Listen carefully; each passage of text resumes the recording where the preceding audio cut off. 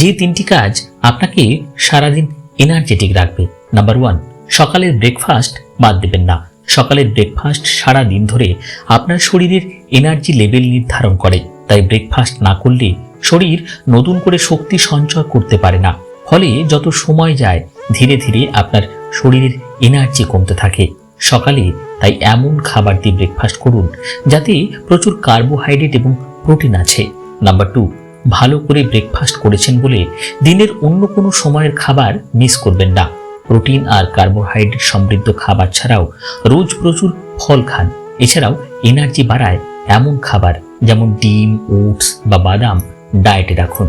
Number 3, যতই সঠিক খাবার খান না কেন, ঠিকমতো ব্যায়াম না করলে কোনো লাভ হবে না। সকালে জগিং হোক বা সন্ধেবেলায় হাঁটা, যে কোনো ব্যায়াম শরীরের জন্য খুব প্রয়োজনীয়। বিশেষ করে সকালের মুক্ত বাতাসে ব্যায়াম করলে